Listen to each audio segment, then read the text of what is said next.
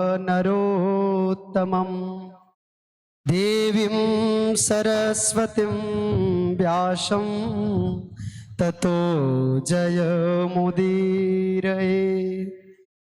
श्री गुरुदेव भगवान के श्री चरणों में सादर दंडोत प्रणाम। नंदनंदन श्याम सुंदर की वांगमय स्वरूप श्री भागवत भगवान के को सादर दंडोत प्रणाम। आज श्रीमद् भागवत कथा के तृतीय दिवस के द्वितीय प्रहर में हम सब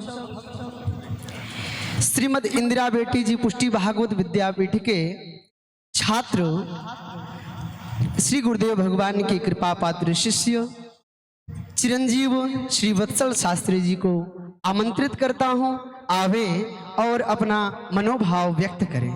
जय श्री कृष्ण।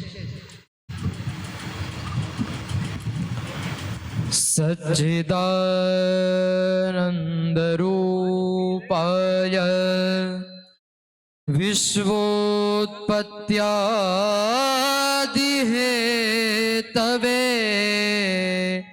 तापत्रयविनाशाय श्रीकृष्णाय वयं नुमः।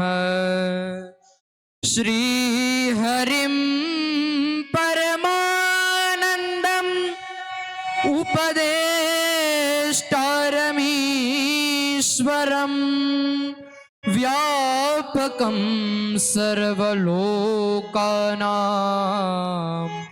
कारणं तं नमाम्यहम्।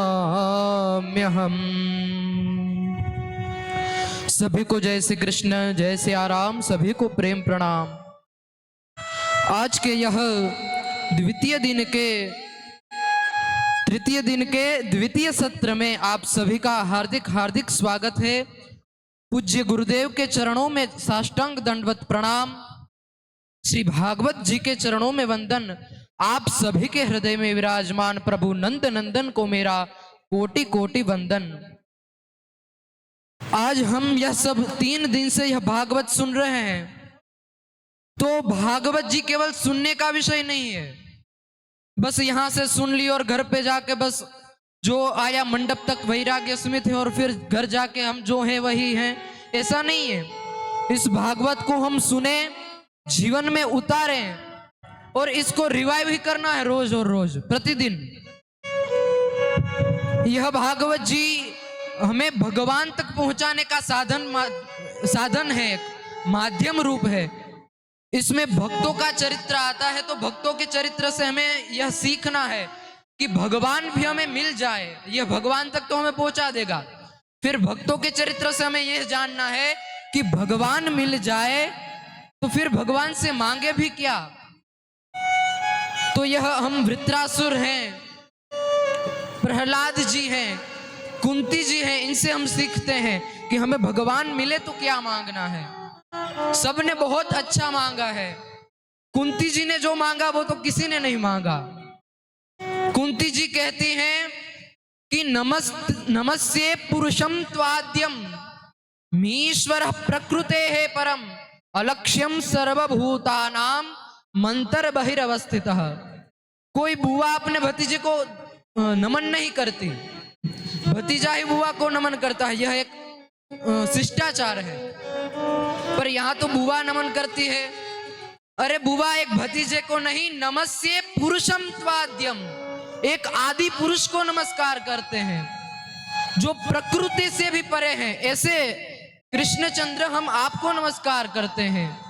हे नाथ, आप तो सबके अंदर भी विराजमान हैं, आप सभी के बाहर भी विराजमान हैं, और जो बाहर विराजमान है वो तो सबको दिखते हैं, अंदर विराजमान किसी को नहीं दिखते। भगवान किसी भक्त के गर्भ में आते हैं, यह हमने सुना है कि कोई भक्त किसी के गर्भ में आता है, कभी कभी भगवान भी आते हैं गर्भ में। परंतु उत्तरा एक ऐसी है जिसके गर्भ में भक्त और भगवान दोनों एक साथ पधारे हैं, और सबसे छोटी उत्तरा है। इनके भाग्य देखो, तो अंदर भी विराजमान है और बाहर भी विराजमान है। अंदर विराजमान है, परीक्षित की रक्षा की है, और बाहर विराजमान है तो पांडवों की रक्षा की है। यह दिखाते हैं भगवान।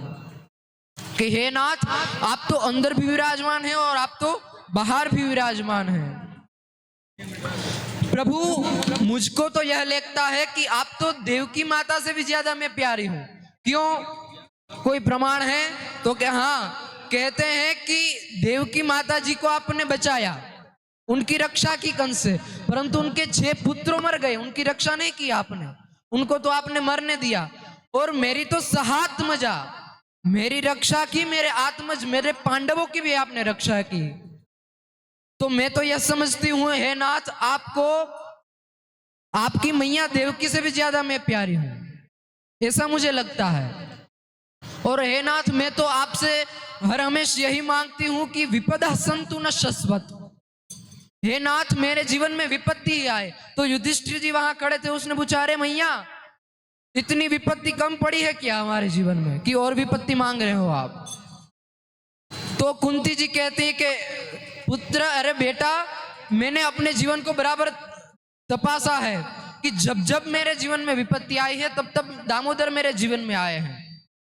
जब जब विपत्ति पड़ी है, लाक्षा गुरु भवन से आपको बचाया अनेक बार, गिनती है ही नहीं, इतनी बार है नाथ आपने इनको बचाया है। तो जिसने आपको बचाया, मुझको बचाया, सबको बचाया, और इनसे मैं विपत्ति या लिए मांगू कि इनके कारण ही जब जब विपत्ति पड़ी है तब तब प्रभु आए हैं। और अब तो जाने का समय है, प्रभु द्वारका लौट रहे हैं। क्यों? क्योंकि अब युधिष्ठिर को गादी भी मिल गई, तो अब सुख का समय आए तो प्रभु जाने लगे। तो अब कुंती जी कहती है कि या लिए मेरे जीवन में सुख दुख ही आए, क्योंकि मैंने अपने जीवन को बरोबर देखा है जब जब। और मैं तो यह मानती हूं कि वो सुख पर पत्थर पड़ो, वो सुख पर पत्थर पड़ो यदि राम हृदय से जाए, बलिहारी व दुख की कि पल पल राम भजाए। वो सुख ही बहुत अच्छा है हमारे लिए कि जिस क्षण हमें प्रभु याद आए, यही हमारे लिए सुख की घड़ी है। जब जब प्रभु हमारे जीवन में हमें याद आए, वही हमारे लिए सुख की घड़ी है। और आजकल क्या है कि सुख जब जब आता है ना हमारे जीवन में, तब हम प्रभु को भूलते हैं। सुख आता है और हम प्रभु को भूलते हैं, और जब जब दुख आता है तब तब हम प्रभु से ही मांगते हैं कि प्रभु अब मेरे जीवन में विपत्ति आई, अब आप ही मेरी रक्षा करो, हम इतनी माला करेंगे, हम ये करेंगे, हम ये करेंगे। तो यहां पहले से ही इन्होंने विपत्ति मांगी कि विपत्ति नहीं, मुझे विपत्ति से कोई इतना लगाव नहीं, इतना प्रेम नहीं कि मुझे विपत्ति पसंद है, परंतु मैं याली विपत्ति मांगू क्योंकि प्रभु आप आते हैं। इनडायरेक्टली मैं प्रभु आपको ही मांगती हूं। तो हम भी प्रभु को यही कहें कि प्रभु हम इतने उच्च लेवल के तो नहीं है कि हम प्रभु से विपत्ति मांगे, हम तो सुख ही मांगते करते हैं। और एक क्षण के लिए विपत्ति आए तो हम तो कहते हैं प्रभु आपने ये किया, ये किया, ये किया। तो हम तो यह सुख का विषय मानना चाहिए कि हमारे जीवन में प्रभु दुख देते हैं कि हम दुख के कारण तो प्रभु को याद करते हैं। तो हम यह भक्तों के चरित्र से, यह भागवत जी को सुनने से हम यही सीखें इनसे कि हमारे जीवन में यदि हमें प्रभु मिले तो भी हम क्या मांगे। तो बस आज के लिए इतना ही कहकर मैं अपनी वाणी को विराम दूंगा। जय श्री कृष्ण, जय सिया राम। सभी को प्रेम प्रणाम।